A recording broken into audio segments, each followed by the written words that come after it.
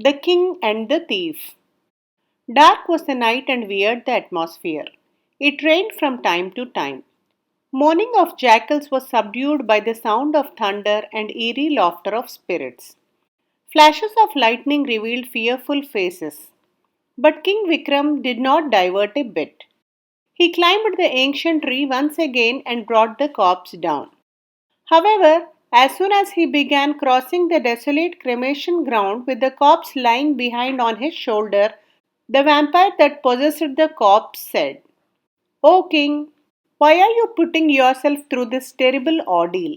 Often it is seen that someone takes up an assignment with all good intentions, but then it turns out that his trust has been misplaced, and the task backfires on him. Fearing that the world would laugh at him, he takes pains to conceal the incident and go on as if nothing had happened. This is especially true of people in high places like yourself.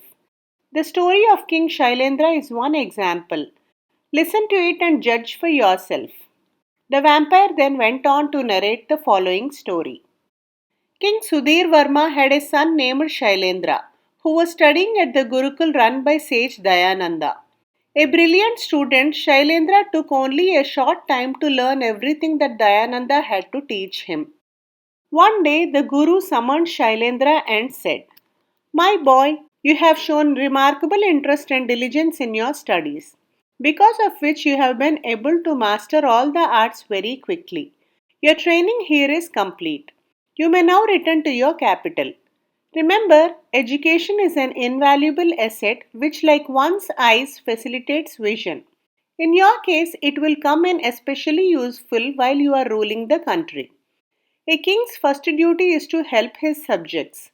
Use your learning to further the welfare of your subjects. That will be the best Gurudakshina you could offer me." "I shall remember your advice, Gurudev," promised Shailendra. He touched his Guru's feet and gave him the gifts sent by his father for the inmates of Dayananda's ashram. He then took leave of him and returned to his father's palace. King Sudhir Varma was delighted with his son's all-round progress. He subjected him to a series of tests. When Shailendra emerged from them all in flying colors, the king decided that he was now fit to take on the mantle of ruling the kingdom. Accordingly, he performed the prince's coronation in a grand ceremony before fulfilling his own long-standing wish to go to a pilgrimage. King Shailendra soon proved himself a worthy successor to his father. The advice given by his guru at parting time always echoed in his ears. He often travelled around his kingdom in disguise to acquaint himself with the problems faced by his people. By intelligent application of his learning, he was able to find satisfactory solutions for these problems. It gave him great happiness to help people in distress. On one such trip, the king assumed the guise of a cloth merchant. Traveling on foot with a bundle of clothes, he had reached a lonely village beside a jungle when he suddenly heard a loud cry. "Save my son! Oh, someone please save my son!" Looking at the direction of the call, Shailendra saw a man sitting by a disused well, trying desperately to raise himself up to peep into it. On seeing the disguised king, the man wailed, "Sir, my son has fallen into the well. Being a cripple, I am unable to get into the well and rescue him. It must be God Himself who sent you here now. Please save him." Shailendra comprehended the urgency of the situation. Without a second thought, he placed his bundle on the wall of the well and started to go down along the steps cut into the wall. The water was dark and murky. Shailendra could not spot anyone inside. He groped around for the drowning boy, but without success. After a thorough search that lasted a quarter of an hour, he finally gave up and climbed out of the well. As he clambered out of the well, dripping wet, he was taken aback to find that the cripple who had raised such a hue and cry was nowhere in sight. He had hardly recovered from this shock when he received another unpleasant surprise. His cloth bundle was also missing. It did not take him long to realize that he had been duped. The man was obviously a trickster who had cooked up the story to relieve him of his belongings. Saddened at the way his trust had been betrayed, the king returned to his palace with a heavy heart. However, there was a sequel to the incident. 10 days later, the king was holding court when his guards dragged in a man bound hand and foot. Looking at his face, he was surprised to see that it was the same man who had robbed him of his cloth bundle. What crime has this man committed? He inquired. Your Majesty, he was caught in the very act of breaking into jeweler Dhanikram's house, replied the guards.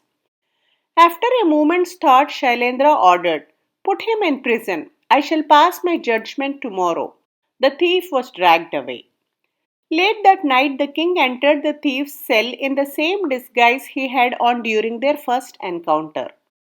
Astonished to see the cloth merchant he had robbed not long ago, the thief exclaimed, You here in the prison?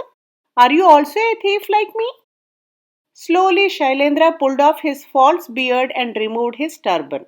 The thief was shocked to see him in his real identity. Trembling with fear, he threw himself at the king's feet and implored, Please forgive me, my lord. I tricked you and stole your belongings. I shall never do such a mean thing again. Please spare me. Gesturing him to silence, the king sternly said, One who commits a crime will have to face the punishment. Your punishment shall be decided at the trial tomorrow. However, I shall not take you to task for stealing from me. But there is one condition. You must tell no one about the incident at the well. Is that agreed? Yes, my lord, said the thief, and he again prostrated before Shailendra. The king then turned and left the cell. The next morning, the thief's trial took place in the court in the presence of a crowd. King Shailendra asked, Is it true that you broke into jeweler Dhanikram's house with the intention of robbery? Yes, my lord, admitted the thief. Is this your first attempt at robbery or are you a professional burglar? I am not a professional burglar, my lord, but one forced to this route by circumstances, said the prisoner. After completing my education, while I was hunting for a job, I was falsely accused of theft and sentenced to imprisonment for a crime that I did not commit. Later, I could not get a job. No one would trust me as I was branded a thief. Things came to such a pass that I was starving. Unable to bear this miserable existence any longer, I decided to commit suicide and thus reached a deserted well. But I was unable to muster the courage to take the final plunge. At this juncture, I saw a man approaching with a big bundle. A wicked idea now struck my desperate mind. I raised an uproar, crying that my child had fallen into the well. That noble soul believed me and descended into the well to save him. I then ran away with his cloth bundle. That was 10 days ago. After this, I gave up the idea of suicide. My mind embittered by the past incidents, and I reasoned. Since I was labeled a thief, even though innocent, what was wrong if I actually became one? I went on to commit a few more petty thefts and was finally emboldened to attempt a more ambitious burglary. That was when I was caught. Are you ready to give up your criminal pursuits if an alternate means of livelihood is found for you? Asked the king. Certainly, my lord, said the prisoner, wiping his tears. I took to this profession out of desperation. If only I have a job, I shall not steal again as long as I live. Then do one thing. Restore all the items you have stolen during the last 10 days to their owners. Then return to me and I shall give you a job. You shall not be punished for your crime, assured the king. The thief bowed before the king in gratitude. The crowd burst into a thunderous applause at the king's judgment. Remembering his guru's advice, the king smiled in satisfaction. The vampire concluded the story and demanded, O king, how do you explain Shailendra's contradictory behavior? On one hand, he declared that a criminal should not go unpunished. On the other, he let him go scot free. The only explanation I can think of is he was afraid that if the story of his previous encounter with the thief leaked out, he would become the laughing stock of his people. That is why he went to great lengths to keep it a secret.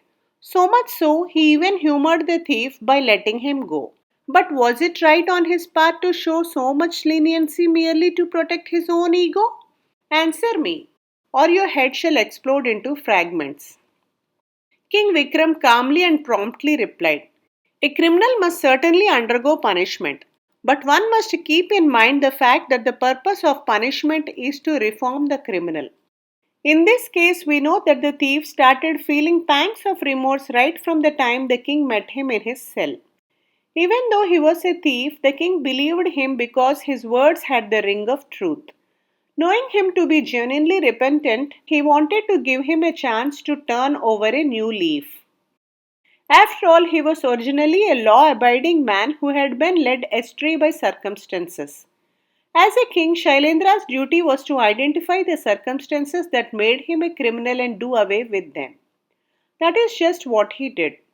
Coming now to the reason for Shailendra's keeping the well incident a secret, it was certainly not due to his ego or hurt pride. As per his guru's advice, he believed that everyone should help others.